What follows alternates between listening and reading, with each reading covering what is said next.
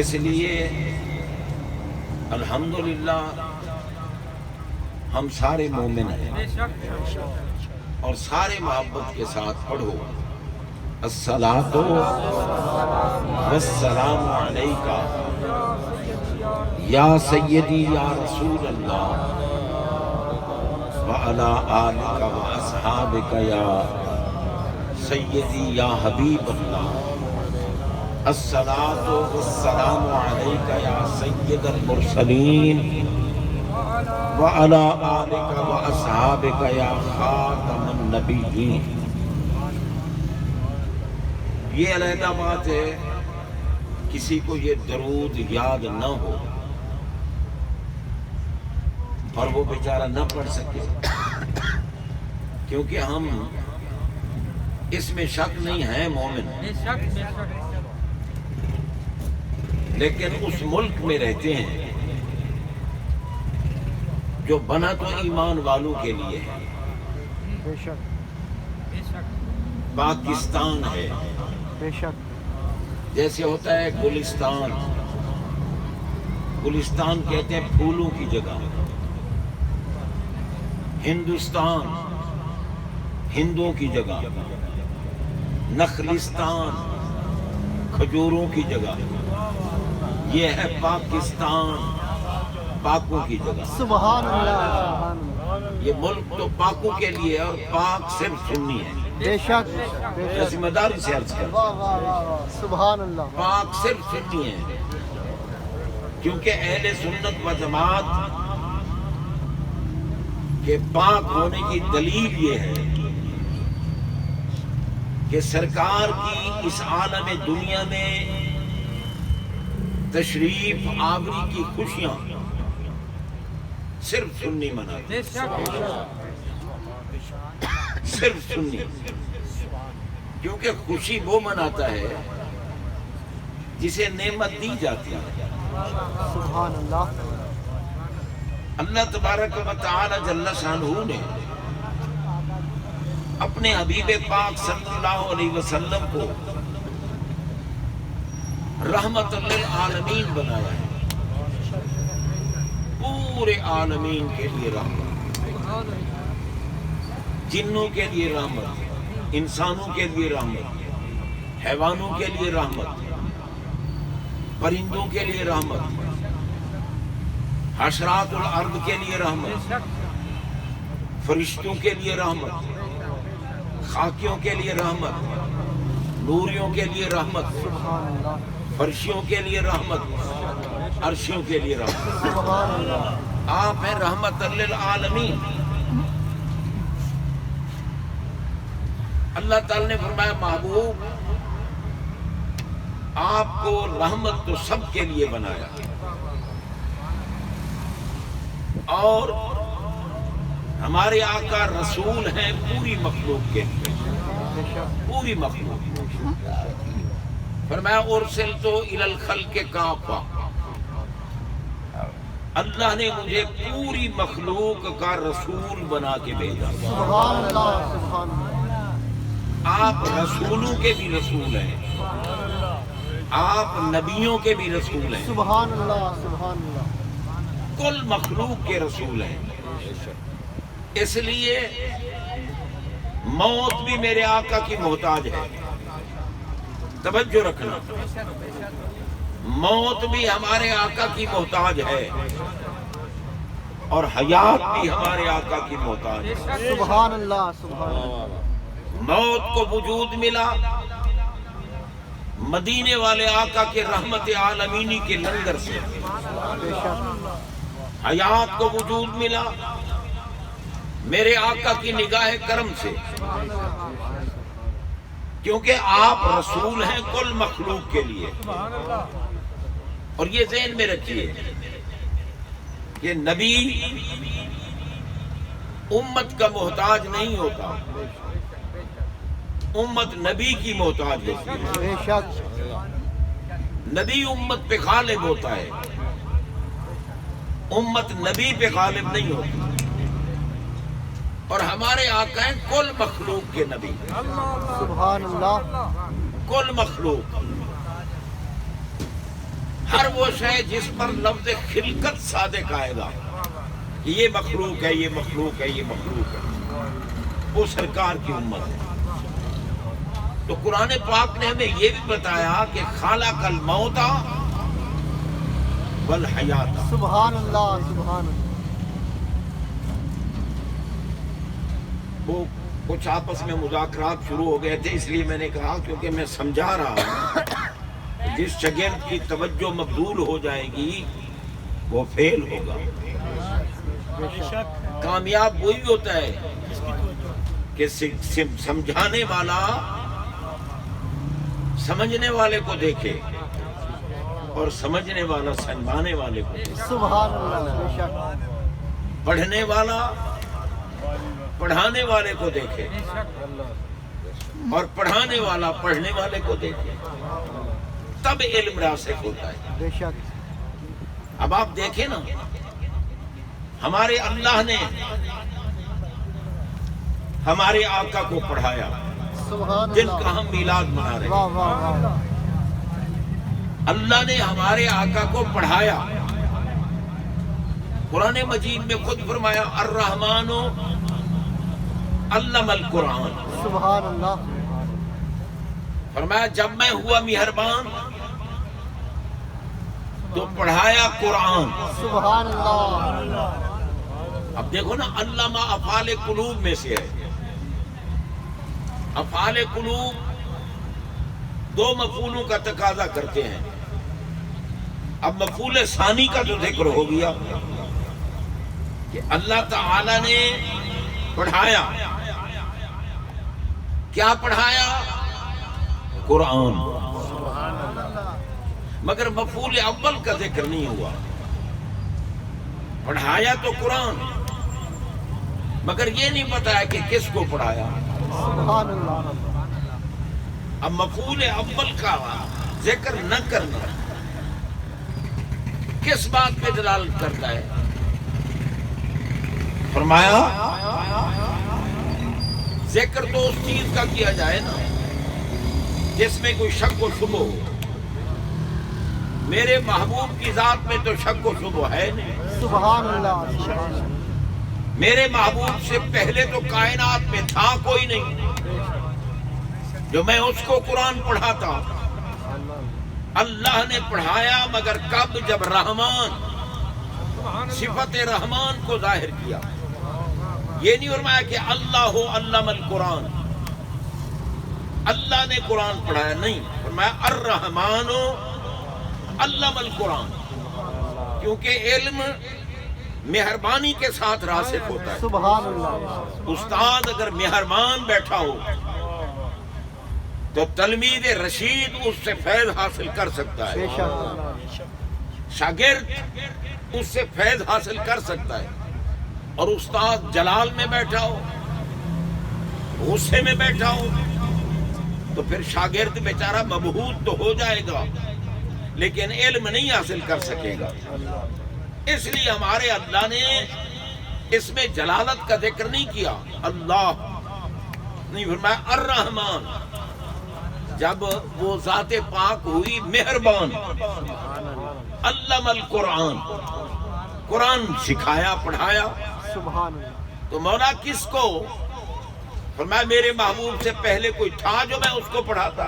سبحان اللہ سبحان اللہ۔ سب سے پہلے میرے محبوب تھے، میں نے پڑھایا بھی محبوب کو، ٹھیک ہے نا؟ سب سے پہلے محبوب تھے۔ اول ما خلق اللہ نوری وما ارسلناک الا رحمۃ للعالمین۔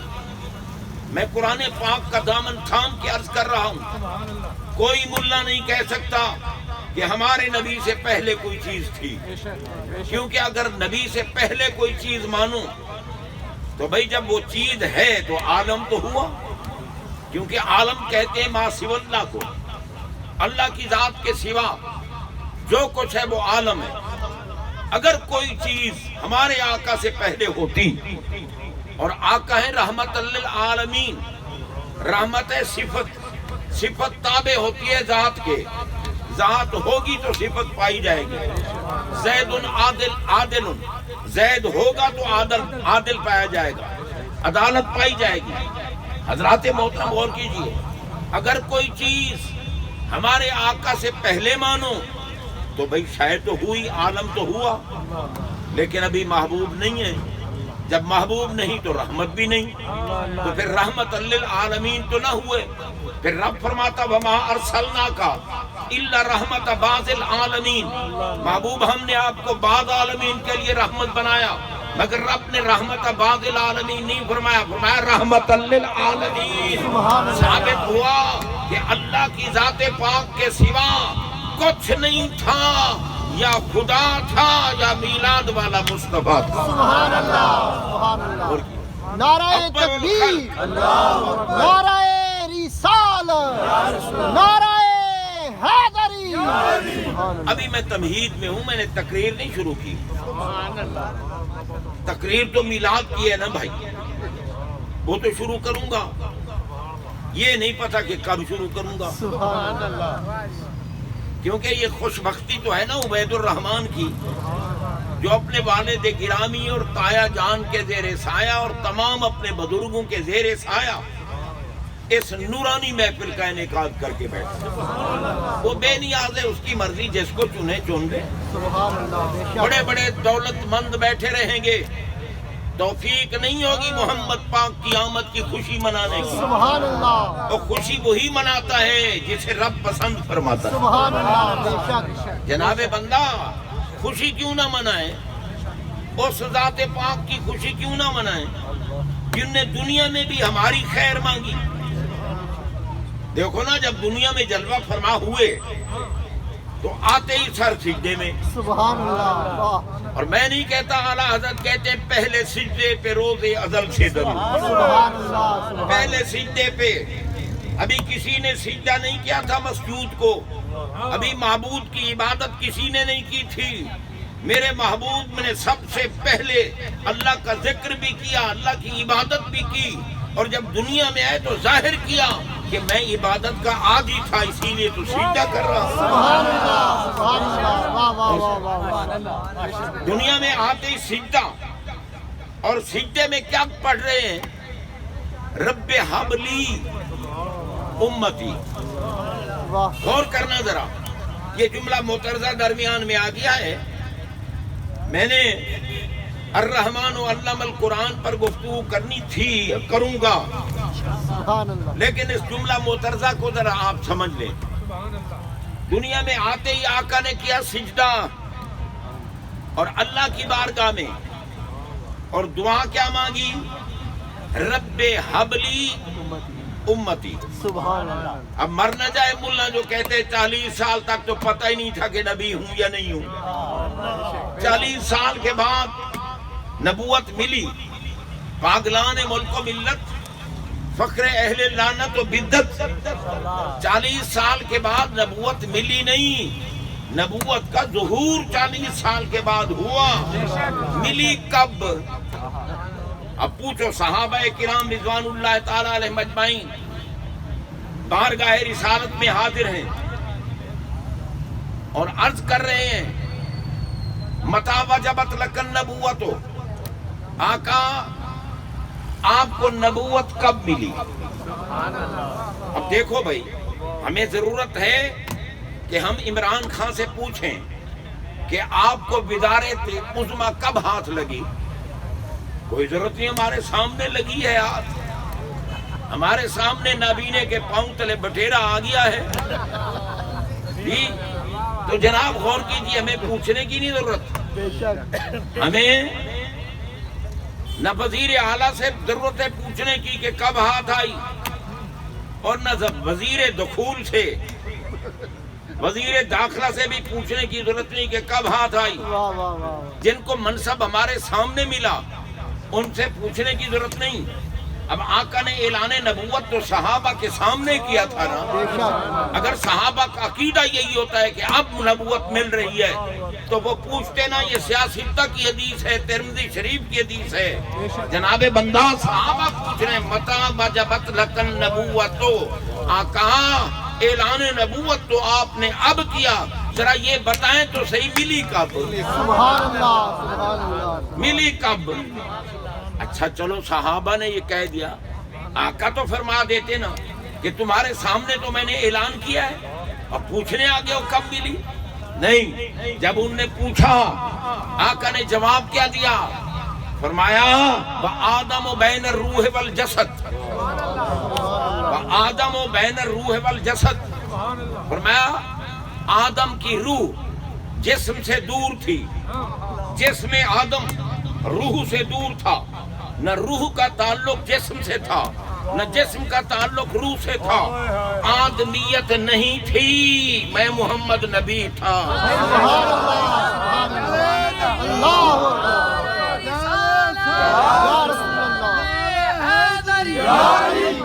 اب غور کیجئے حضرات محترم، سرکار علیہ الصلوۃ والسلام نے فرمایا آدمیت نہیں تھی۔ صحابہ تو پوچھتے ہیں کب ملی؟ متى وجبت، اور لفظ متى جو ہے یہ تعین وقت چاہتا ہے۔ اب کوئی اگر عبید الرحمن سے پوچھتا کہ تمہارے ہاں محفل میلاد کب ہے، اور یہ جواب دیتے کہ جناب 15 اور 10 اکتوبر کے درمیان، 15 ستمبر اور 10 اکتوبر کے درمیان، تو لوگ پریشان ہوتے کہ یار کمال ہے، کوئی اس نے تو 20-25 دن کا ہمیں شک میں ڈال دیا کہ پتہ نہیں کب۔ لفظ کب جو ہے نا یہ تعین وقت چاہتا ہے، کب تعین وقت، بھئی کب ہوگی محفل؟ یہ کہیں گے جناب 2 اکتوبر کو بعد نماز عشاء ہوگی، تو تعین وقت ہو گیا، ہر کوئی مطمئن ہو گیا۔ اب صحابہ تو تعین وقت چاہتے ہیں کہ متى وجبت لک النبوۃ، سرکار آپ کو نبوت کب ملی؟ میرے آقا وقت بتاتے نا کہ 1000 سال ہو گیا، 10,000 سال ہو گیا، کروڑ سال ہو گیا، اتنے سال ہو گئے مجھے نبوت ملی، مگر تعین وقت میرے آقا نے نہیں فرمایا۔ کیوں؟ فرمایا تعین وقت کیسے کروں جب اللہ نے مجھے مسند نبوت پہ فرمایا تھا وقت نہیں تھا۔ وقت بنتا ہے نظام شمسی کے ساتھ، زمین بھی ہو، آسمان بھی ہو، سورج بھی ہو، چاند بھی ہو، ستارے بھی ہوں، سورج کا طلوع بھی ہو، سورج کا نصف النہار بھی ہو، سورج کا زوال بھی ہو، سورج کا غروب بھی ہو، تب وقت بنتا ہے۔ لیکن اللہ نے جب مجھے مسند نبوت پہ فائز فرمایا، نہ زمین تھی، نہ آسمان تھا، نہ سورج تھا، نہ ستارے تھے، نہ چاند تھا، جناب فرمایا وقت نہیں تھا، میں محمد نبی تھا۔ اندازہ لگائیں ہمارے آقا علیہ الصلوۃ والسلام سے پہلے کچھ نہیں تھا، بس یا اللہ کی ذات تھی یا رسول اللہ کی ذات۔ تو جناب بندہ اسی لیے جب صحابہ نے پوچھا نا کب ملی، تو میرے آقا علیہ السلام نے تعین وقت نہیں فرمایا، جی فرمایا کہ آدم نہیں بنے تھے۔ کیوں؟ آدم علیہ السلام کی بات کیوں تھی؟ کیونکہ اس لیے کہ پوچھنے والے آدمی تھے، آدم پاک کی اولاد تھے، اس لیے ان کی قابلیت کے مطابق جواب دیا کہ میاں تمہارا ابا بھی نہیں تھا، تمہارا مبدا بھی نہیں تھا، تمہارا منشا بھی نہیں تھا، آدمیت نہیں تھی، میں بھی تھا اور تھا بھی نبوت کے منصب پہ فائز۔ نعرہ تکبیر، نعرہ رسالت، نعرہ حیدری، نعرہ تحقیق، شمس العلماء حضور قبلہ پیر سید شمس الدین شاہ صاحب بخاری۔ اب جناب غور کیجئے، اب اگر کوئی کہے کہ فلاں چیز سرکار سے پہلے، او پاگلو وقت نہیں تھا، آدم علیہ السلام نہیں تھے، زمین و آسمان نہیں تھا، اسی لیے فرمایا اول ما خلق اللہ نوری، سب سے پہلے اللہ نے جس شے کو پیدا کیا وہ میرا نور ہے۔ اب کسی نے اعتراض کر دیا، اس نے کہا جناب کیوں؟ دوسری روایت بھی تو ہے جناب، کیا کہ وہ بھی ہے کہ اول ما خلق اللہ القلم، کہ اللہ نے سب سے پہلے جس چیز کو پیدا کیا وہ قلم ہے۔ پھر اور روایت بھی ہے کہ اول ما خلق اللہ العرش، اللہ نے جس چیز کو سب سے پہلے پیدا کیا وہ عرش ہے. اور کسی نے کہا نہیں اور روایت بھی ہے. بھئی اور روایت کون سی؟ کہ اول ما خلق اللہ اللوح، سب سے پہلے اللہ نے لوح کو پیدا کیا. اب ایک روایت میں ہے سب سے پہلے لوح کو پیدا کیا، ایک میں ہے قلم کو پیدا کیا، ایک میں ہے عرش کو پیدا کیا. آقا میں میرے نور کو سب سے پہلے پیدا کیا. اب بتاؤ ان روایات کی مطابقت کیسے ہوگی؟ کون سی چیز پہلے ہو مانو گے؟ نور پہلے مانو گے، لوح مانو گے، قلم مانو گے، عرش مانو گے، کیا سب سے پہلے مانو گے؟ جناب بندہ علماء نے جواب دیا. علماء نے کہا بھائی ایک ہوتی ہے اولیت حقیقی، ایک ہوتی ہے اولیت اضافی. اولیت حقیقی اس کو کہتے ہیں جو کل سے پہلے ہو، اور اولیت اضافی اس کو کہتے ہیں جو بعد سے پہلے ہو. کل سے پہلے ہمارے آقا کا نور تھا. غور کرنا، کل سے پہلے ہمارے آقا کا نور تھا. کچھ سے پہلے لوح تھی، پھر بعد سے پہلے قلم تھی، پھر بعد سے پہلے عرش تھا. تو جناب وہ ہے اولیت اضافی، اور میرے نبی کا نور ہے اولیت حقیقی. مگر اللہ والوں نے فرمایا کہ یہ کیا تم نے حقیقی اضافی لگا رکھی ہے؟ تو جناب کیا ہے پھر؟ فرمایا بس تمہاری عقل اتنا کام کرتی ہے، اور جب تک کسی کامل کا دامن نہیں تھامو گے نا بندے کے پتر نہیں بنو گے. حقیقتاً اسی لیے تو عارف رومی نے فرمایا کہ پیر را بگزیں کے بے پیری سفر، ہست بس پر آفت و خوف و خطر. تو تیری زندگی کا راستہ بڑا خطرناک راستہ ہے. کسی مرد کامل کے ہاتھ میں ہاتھ دے، اور مرد کامل وہ ہوتا ہے جو مدینے والے کی محبت میں ڈوب کر ان قطعوں کے غلامی زیب گلو کرے. اس کی زندگی کی کوئی حرکت سنت کے خلاف نہ ہو، اور ہو وہ محبت میں ڈوبا ہوا. محبت میں ڈوبا ہوا ہوگا تو میرے آقا میں کسی قسم کی کمی یا نقص اسے نظر نہیں آئے گا. محبت میں ڈوبا ہوا ہوگا تو نبی کی نسبت کی بھی عزت کرے گا. یار مجھے بتاؤ، ہم جتنے نبی پاک کے امتی ہیں کیا ہم میں گناہگار نہیں ہیں؟ ہم میں گناہگار بھی ہیں، ہم میں خطا کار بھی ہیں، ہم میں جناب ناقص بھی ہیں، مگر ہم ساری امتوں سے افضل ہیں. ساری امتوں سے افضل ہیں. اگر میرے نبی کی نسبت ہو گئی تو امتوں سے افضل ہو گئی، کتابوں سے افضل ہو گئی، زمانہ ازمنہ سے افضل ہو گیا. جناب بندہ آپ کا شہر تمام شہروں سے افضل ہو گیا، آپ کا زمانہ تمام زمانوں سے افضل ہو گیا. نسبت ہے، جب زمانہ زمانوں میں افضل ہے تو نبی کا گھرانہ گھرانوں میں افضل نہیں ہوگا. نبی پاک کا گھرانہ گھرانوں سے افضل نہیں ہوگا. حیا نہیں کرتے، ترازو لے کے بیٹھے ہیں سیدہ زہرا پاک کے لیے، جن کے لیے نبی پاک میں فاطمہ تو بضعۃ منی من اکذبا فقد اکذبنی. میں لعنتی ہے جو میری سیدہ زہرا پاک کے عیب تلاش کرے. ارے میں بھی بے عیب ہوں، میری لخت جگر زہرا بھی بے عیب ہے. سبحان اللہ سبحان اللہ. آپ کا شکریہ. میں اصل میں پانی نہیں پیا کرتا. یہ غور کیجئے جناب، محبت کا تقاضا ہے کہ محبوب کے در کا کتا بھی پیارا لگے. سبحان اللہ. پوچھو حضرت شیخ سعدی رحمت اللہ تعالی علیہ سے، کون ہے سعدی جن کے ہاتھ میں پنکھا ہے، سرکار کی بارگاہ میں کھڑے ہیں، پنکھا کر رہے ہیں اور پڑھ رہے ہیں بلغ العلا بکمالہ کشفت دجا بجمالہ حسنت جمیع خصالہ صلو علیہ وآلہ. جناب میرے آقا کی نظر پڑی نا، پوری دنیا میں یہ ربائی گونج رہی ہے. سبحان اللہ. پوری دنیا میں یہ ربائی گونج رہی ہے. تو آپ غور کیجئے حضرات محترم، ہمارے آقا علیہ الصلوۃ والسلام کی عظمت میں ربائی لکھنے والی ہستی کیا لکھ رہی ہے؟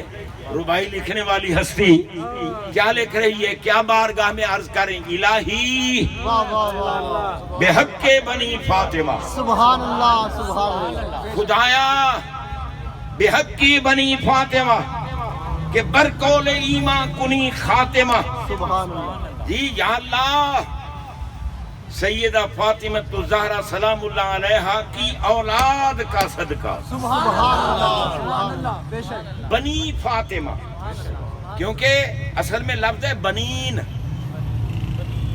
بنی کی بنین ابن کی جمع ہے، ابن کی جمع ہے بنین، اور جب جمع کی اضافت کسی اسم سے ہو تو نون جمع کا گر جاتا ہے، اس لیے بنی فاطمہ۔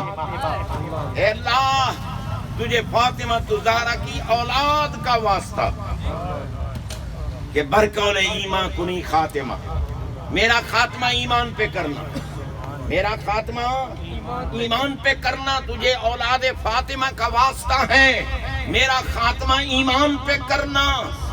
اب آگے دیکھو نا، ذرا تھوڑا سا نخرہ بھی دکھا رہے ہیں کہ اگر دعوتم رد کنی بر قبول، خوش آمدید، اگر دعوتم رد کنی بر قبول منو دست و دامان آل رسول، سبحان اللہ۔ تو کہتے ہیں یا اللہ تو ہے قادر مطلق، تیری مرضی، میری دعا کو قبول کر یا نہ کر، تو بے نیاز جو ہوا، تو مالک جو ہوا، یا اللہ میری دعا کو تو قبول کر یا نہ کر، لیکن یہ دیکھ لے میں نے سیدہ زہرا پاک کی اولاد کا دامن تھاما ہوں سبحان اللہ سبحان اللہ کہ برقول ایمان کنی خالی اگر دعوتم رد کنی بر قبول منو دست و دامان آل رسول۔ سبحان اللہ۔ آج کل تو یہ جناب باتیں ہو رہی ہیں، وہ کیا ہوتا ہے سید کی عزت کی ضرورت نہیں ہے، اگر وہ باعمل ہو تو عزت کرو، اگر وہ عالم ہے تو عزت کرو، خدا نہ خواستہ عمل میں کمزوری ہو کوئی عزت کی ضرورت نہیں۔ میں نے کہا موذیان ملک و ملت تمہیں حیا کرنی چاہیے، نبی پاک کے فرمان کو پسے پوش ڈال رہے ہو۔ میرے آقا نے فرمایا اکرمو اولادی الصالحون للہ والطالحون لی، فرمایا میرے غلاموں میرے امتیوں میری اولاد کی عزت کرنا، اگر نیک ہیں تو اللہ کے لیے، اگر ان کے اعمال میں کوئی کمزوری ہو تو مجھے دیکھ لیا کرو۔ میں نے تمہیں سور بننے سے بچایا، بندر بننے سے بچایا، ہر وقت تمہاری جنتی ہونے کی دعائیں مانگتا ہوں، اور تم میری اولاد کی عزت بھی نہیں کر سکتے۔ نہ کرو عزت، میری اولاد تمہاری محتاج نہیں ہے، جو میری اولاد کی عزت نہیں کرے گا وہ جہنم میں جائے گا، جنت بنی اس کے لیے جو فاطمہ کی اولاد کی عزت کرے۔ سبحان اللہ سبحان اللہ اللہ اکبر۔ نعرہ رسالت، نعرہ حیدری، نعرہ تحقیق، شمس العلماء حضور قبلہ پیر سید شمس الدین شاہ صاحب بخاری زندہ یہ باد۔ ضمنی بات آ گئی تھی، میں نے عرض کر دی، اور عرض کرنا ضروری ہے اس دور میں، بے شک بے شک کیونکہ اس دور میں اگر کوئی بندہ اہل بیت اطہار کی عظمت کی بات کرے، کہتے ہیں یہ تو جناب رافضی ہے، یہ رافضی ہے، اہل بیت کی عظمت کی بات کرے تو رافضی، اور جو اہل بیت کی عظمت سن کر جلتا ہے وہ کتا ناسبی نہیں ہے، وہ خارجی نہیں ہے، وہ خارجی پہ بھی لعنت، ناسبی پہ بھی لعنت، رافضی پہ بھی لعنت، جو ہمیں رافضی کہے وہ کمینہ لعنتی ہے، نہ ہم رافضی ہیں اور نہ رافضیوں کے ساتھ تعلق ہے، ہم رافضیوں پہ لعنت بھیجتے ہیں۔ رافضی اس کو کہتے ہیں جو صحابہ کا دشمن ہو، بے شک جو صحابہ کا ہم صحابہ کے دشمن نہیں ہیں، ہم جناب صدیق اکبر کی صداقت کے قائل ہیں، فاروق اعظم کی عدالت کے قائل ہیں، عثمان غنی کی سخاوت کے قائل ہیں، ہم ان کی خلافتوں کو مانتے ہیں، ہم ان کی امامتوں کو مانتے ہیں، کیوں نہ مانے، ہمارے علی نے جو مانا۔ سبحان اللہ سبحان اب بتاؤ وہ علی والا ہو سکتا ہے جو صدیق اکبر کو نہ مانے؟ وہ پیر کا منہ تو کعبے کی طرف ہو اور مرید مشرق کی طرف مشرق کی طرف منہ کر کے کھڑا ہو جائے تو وہ مرید نہیں ہے، وہ مردود اور مرتد ہے۔ یہ علی کا نام لینے والے اگر صدیق اکبر کو بھونکتے ہیں ان کا علی سے کچھ نہیں واسطہ، فاروق اعظم کو بھونکیں علی سے کچھ نہیں واسطہ، جناب جو عثمان غنی کو بھونکیں علی پاک سے کوئی واسطہ نہیں۔ علی والا وہ ہے جو صدیق اکبر کا بھی غلام ہے، فاروق اعظم کا بھی غلام ہے، عثمان غنی کا بھی غلام ہے، سارے صحابہ کا غلام ہے۔ جن کو علی نے مانا ہم مانتے ہیں، جس کو علی یا علی کے گھرانے نے نہیں مانا ہم نہیں مانتے۔ سبحان اللہ، بے شک۔ جناب غور کرو، حضرت امیر معاویہ رضی اللہ تعالیٰ عنہ سے امام حسن پاک علیہ السلام نے صلح کر لی، بے شک تو ہم حضرت امیر معاویہ کو بھی صحابی رسول مانتے ہیں، بے شک مانتے ہیں صحابی رسول۔ مگر علی کے گھرانے نے یزید پہ لعنت بھیجی ہے، ہم بھی لعنت بھیجی۔ بے شک کیوں بھائی، یزید لعنتی ہے یا بے نہیں؟ شک وہ لعنتی نہیں مانتا، وہ خود لعنتی ہے۔ بے شک یزید کیا ہے؟ نیچے بولو، جو اپنے باپ کا ہے بولے، باقی چپ رہے۔ یزید اور ہم یزیدی ملا کو بھی لعنتی کہتے ہیں، ہم یزید کو بھی لعنتی کہتے ہیں۔ یزید لعنتی کمینہ ہے، حسین تو بابا جنت کے جوانوں کا سردار ہے۔ سبحان اللہ، سبحان اللہ۔ وہ کون ہے جو محمد پاک کے کندھوں پہ سوار ہوا؟ وہ کون ہے جن کو میرے آقا سونگھتے تھے، چومتے تھے؟ یہی بات تھی کہ جب امام حسین عالی مقام کی شہادت ہوئی اور آپ میدان کرب و بلا میں جلوہ فرما تھے، آپ کا سر اقدس تن اطہر سے جدا کیا گیا، وہاں جنات کھڑے تھے۔ کون کھڑے تھے؟ ذرا بولو تو صحیح، کون کھڑے تھے؟ جنات۔ جن کی جمع ہے، جن کی، اور جن کو فارسی میں دیو کہتے ہیں، فارسی میں جن کو دیو کہتے ہیں۔ دیو کھڑے تھے، دیو، مگر کھلے دیو تھے، بند دیو نہیں تھے، ٹھیک ہے نا جی؟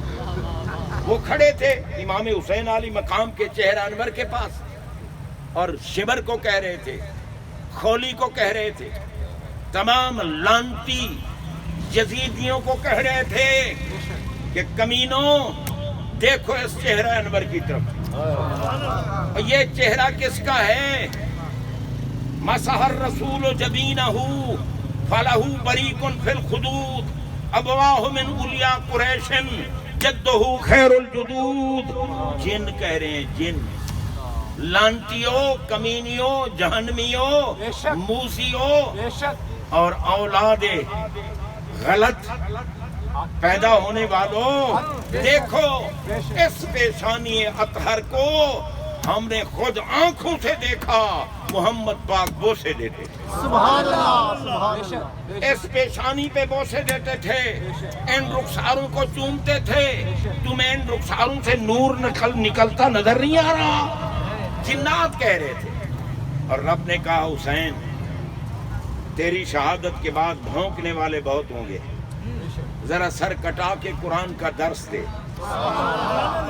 سر کٹا کے قرآن کا درس دے، تاکہ پتہ چلے کہ حسین دولت اور اقتدار کے لیے نہیں آیا، رب غفار کے لیے آیا، سبحان اللہ، اپنے رب کے دین کی حفاظت کے لیے۔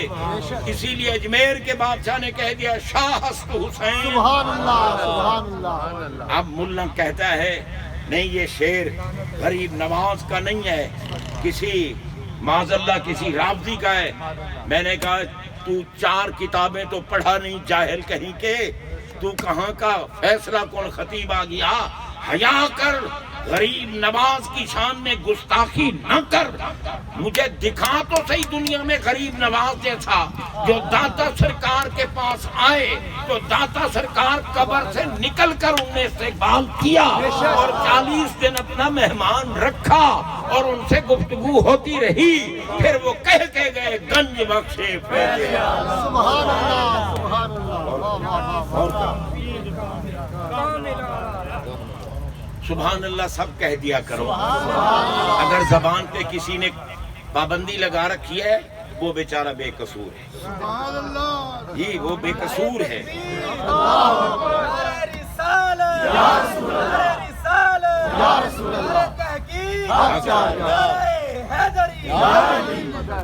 کیا بات ہے، میں آپ کے نعروں کا جواب سن کر بہت خوش ہوا کہ الحمدللہ لیکن مجھے ناراض ہونے کی ضرورت نہیں. کیا پتہ جواب ناروں کا آتا ہے یا نہیں آتا.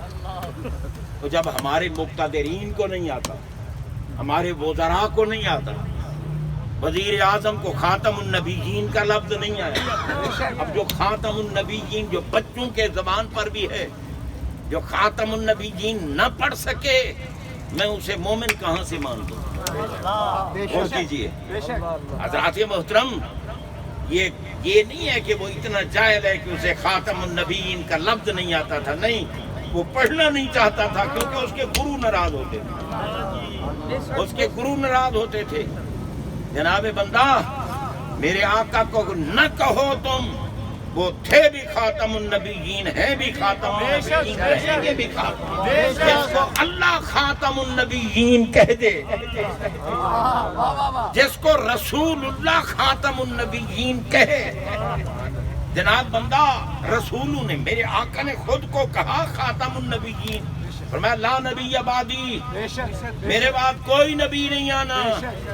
حضرت مولا کائنات علی پاک کو اپنا بھائی قرار دیا اور فرمایا تمہارا مقام میری بارگاہ میں ایسے ہے جیسے ہارون علیہ السلام کا مقام حضرت موسیٰ علیہ السلام کی بارگاہ میں تھا، مگر الا انہ لا نبی بعدی، کیونکہ ہارون نبی تھے مگر علی میرے بعد نبی کوئی نہیں ہے. شان تیری بہت بڑی ہے مگر میرے بعد نبی کوئی نہیں. کوئی نبوت کا دعویٰ کرے گا تو وہ خنزیر سے بھی بدتر ہوگا، کیونکہ خنزیر پہ کفر کا فتویٰ نہیں لگ سکتا اور وہ تو پکا کافر ہے. اس لیے حضرات محترم غور کیجئے، اگر سبحان اللہ کی بات آئے تو کہنا چاہیے. خیر، میں عرض کر رہا تھا، بات کہیں سے کہیں نکل گئی. اب میں کیا کروں؟ باتوں سے بات نکالنا یہ اسلوب کا قرآن ہے. قرآن ایک بات کر رہا ہوتا ہے، کرتے کرتے پھر دوسرا مسئلہ آ جاتا ہے، پھر جاتے جاتے پھر وہی آ جاتا ہے. ٹھیک ہے نا جی؟ تو ہم بھی ایسے ہی کرتے ہیں جناب. درمیان میں کوئی بات آئی نا، اس کو چھیڑ دیا، چھیڑتے چھیڑتے آئیں گے وہیں جہاں سے شروع کیا. ٹھیک ہے نا جی؟ ہمارے آقا علیہ الصلوۃ والسلام کی شان بلند ہے، بالا ہے، عرفہ ہے، اعلیٰ ہے. علماء نے کہا کہ اولیت اضافی، بھئی بعض سینوں سے لوح افضل، بعض سے قلم افضل، بعض سے عرش افضل. مگر اللہ والوں نے کیا کہا؟ اسی لیے ہم کہتے ہیں اللہ والوں کا دامن تھامو. ہاں، پیر را بگدی کے بے پیری سفر. مگر پیر کامل ہوتا کون ہے؟ جس کی زندگی کا ایک لمحہ بھی میرے نبی کی غلامی کے بغیر نہ گزرے، سرکار کا محب بھی ہو. یہ نہیں کہ سنتوں کا ڈھانپ تو رچایا ہوا ہو، پیشانیوں پر بے شک سیاہ داغ لگے ہوئے ہوں، اور جب سیدہ زہرا پاک کی بات آئے تو پھر بھی بکواس، اور علی پاک کی بات آئے تو وہ شراب پی کر نماز پڑھ رہے تھے. جو علی کو شراب پینے والا کہے وہ خنزیر کا بیٹا ہے. علی کی عظمت پوچھنی ہے تو میرے نبی سے پوچھو، جن نے کہا یحب اللہ ورسولہ ویحبہ اللہ ورسولہ. ارے علی تو وہ ہے جو اللہ سے بھی محبت کرتا ہے، رسول اللہ سے بھی محبت کرتا ہے. اللہ بھی اس سے محبت کرتا ہے، رسول اللہ بھی اس سے محبت کرتا ہے. اب کیونکہ میرا جسم اتنا برداشت نہیں کرتا کہ میں آپ کو بس سناتا رہوں اور رات میرے ذمہ لگ جائے. نہیں، جسم جب تک کام کرتا ہے بولتا ہوں، پھر چپ ہو جاتا ہوں. یہ پاکوں کے ذکر کی برکت ہے، ورنہ حقیقتاً میں کئی دنوں سے بخار میں مبتلا ہوں، طبیعت صحیح نہیں ہے. اب جو آنے والی رات ہے، میری تقریر خان کا ڈوگرا ہونی تھی. ایک بہت بڑا مرکز ہے اہل سنت و جماعت کا، ایک محدث ابدالوی کا آستانہ ہے، وہ محدث کا آستانہ. مگر میں نے ان سے معذرت کر لی کہ میں محفل میں نہیں آ سکتا، میری طبیعت ٹھیک نہیں، مجھے بخار ہے. حضرات محترم، مگر یہ عزیز ہے ہمارا، اس کو ٹائم دیا تھا، میں آ گیا. اب یہ قدرت کی طرف سے ہی کوئی بولتا جا رہا ہوں. تو جناب بندہ آپ غور کیجئے، میں اولیت پہ بات کر رہا ہوں. کامل کا دامن تھامو گے نا، کامل وہ نہیں ہوتا کہ بس پگ بھی ہو، جبہ بھی ہو اور دستار بھی ہو اور جناب لباس جو ہے وہ ولیوں والا ہو اور اندر سے راہزن ہو. نہیں، کامل اس کو کہتے ہیں جس کی زندگی سے میرے آقا کی محبت کی خوشبو آئے. نبی کا گھرانہ تو گھرانہ، نبی کے صحابہ تو صحابہ، اسے تو نبی کے در کے کتوں سے بھی پیار ہو. اور ہمارے اعلیٰ حضرت عظیم البرکت امام اہل سنت مجدد دین و ملت الشاہ احمد رضا خان فاضل محدث بریلوی رحمت اللہ تعالیٰ علیہ نے ہمیں یہ سکھایا ہے کہ غوث اعظم کے کتے کا میں غلام بنتا ہوں، رسول اعظم کے در کے کتے کا کیا مقام ہے. انہوں نے اپنے کلام میں لکھا ہے نا، غوث اعظم کی بارگاہ میں عرض کریں تجھ سے در سے سگ سے ہو مجھ کو نسبت، میری گردن میں بھی ہو دور کا ڈورا تیرا. انہوں نے غوث اعظم کی بارگاہ میں عرض کی. اور جناب حضرت شیخ سعدی رحمت اللہ تعالیٰ علیہ جو حضوری والے ہیں،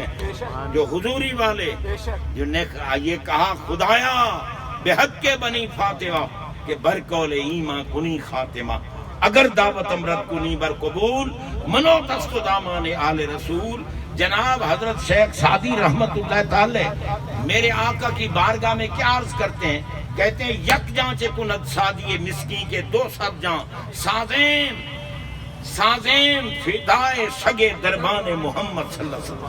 اے آقا ایک دفعہ سادی کی جان نہیں، وہ ہے قادر مطلق، مجھے موت دے پھر زندہ کر دے، پھر موت دے پھر زندہ کر دے، پھر موت دے، 200 مرتبہ مجھے موت دے اور مجھے زندہ کرے. اور ہر مرتبہ پوچھے بے نیاز سعدی اب کیا چاہتے ہو، سعدی اب کیا چاہتے ہو.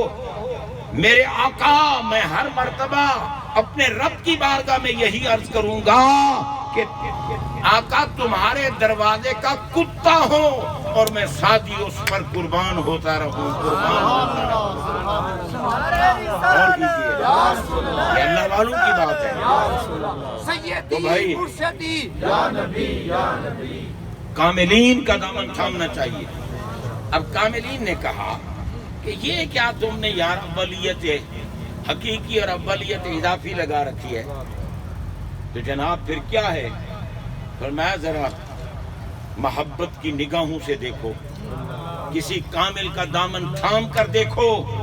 اور نور بھی میرا نبی ہے، عرش بھی میرا نبی ہے، لوح بھی میرا نبی ہے، قلم بھی میرا نبی ہے. اور علامہ اقبال رحمت اللہ علیہ نے کسی کامل سے فیض پا کر کہا لوح بھی تو قلم بھی تو.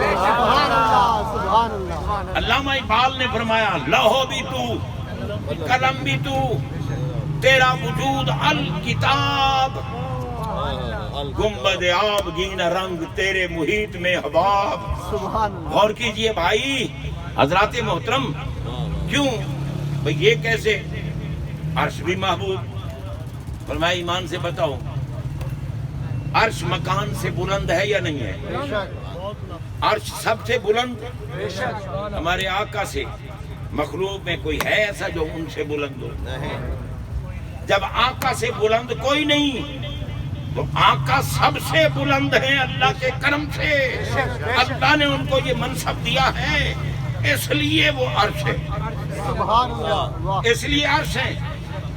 اور دیکھو لوح کا کام ہوتا ہے فیض لینا. لوح کسے کہتے ہیں؟ تختی کو. لوح کسے کہتے ہیں؟ ذرا بول پڑھو گناہ تو نہیں. لوح کسے کہتے ہیں؟ تختی. تختی کا کام، اب تو تختیاں نہیں رہی نا، لیکن کاپیاں تو ہیں نا، قلم بھی ہے، کاپی بیاض بھی ہے، اس پہ لکھا جا رہا ہے. تو بھائی اس کاپی کو ہی تختی سمجھو. تختی کا کام ہے فیض لینا، ٹھیک ہے نا جی، اور قلم کا کام ہے فیض دینا. تختی پر جب قلم چلتی ہے تختی فیض لے رہی ہوتی ہے، قلم فیض دے رہی ہوتی ہے. اور میں جب محبوب اللہ کی بارگاہ میں اللہ سے فیض لے رہے ہوتے ہیں اس وقت وہ تختی ہیں اور جب مخلوق میں بانٹ رہے ہوتے ہیں پھر قلم ہوتے ہیں۔ اسی لیے آپ نے فرمایا انما انا قاسم واللہ یؤتی، فرمایا میں ہی، انما کلمہ حسر ہے، میں ہی تقسیم کرنے والا ہوں۔ سرکار کیا تقسیم کرنے والے ہو؟ فرمایا واللہ یؤتی، جو اللہ عطا کرتا ہے۔ اللہ نے کیا آپ کو عطا کیا ہے جو آپ تقسیم کرتے ہیں؟ فرمایا کیا کی بات ہوتی تو مذکور نہ ہوتی، جہاں مفعول غیر مذکور و مفید عموم ہوتا ہے۔ اللہ نے جو نعمت اور کمال بنایا ہے سب مجھ محمد کو عطا فرمایا ہے۔ بانٹتا بھی میں تھا، بانٹ بھی میں رہا ہوں اور بانٹتا بھی میں رہوں گا۔ ہمارے اعلیٰ حضرت نے فرمایا لا ورب العرش، لا ورب العرش، جس کو جو ملا ان سے اور کرو۔ وقت کے مجدد نے کہا لا ورب العرش، کیا مطلب؟ رب عرش کی قسم، جس کو، اس میں بھی عموم ہے، جو اس میں بھی عموم ہے، جس کو ملا، جتنا ملا، جہاں ملا، جب ملا، جیسے ملا۔ نبیوں کو نبوت ملی، رسولوں کو رسالت ملی، پیغمبروں کو پیغمبری ملی، انہیں جناب کمالات ملے، انہیں ارحاسات ملے، انہیں معجزات ملے۔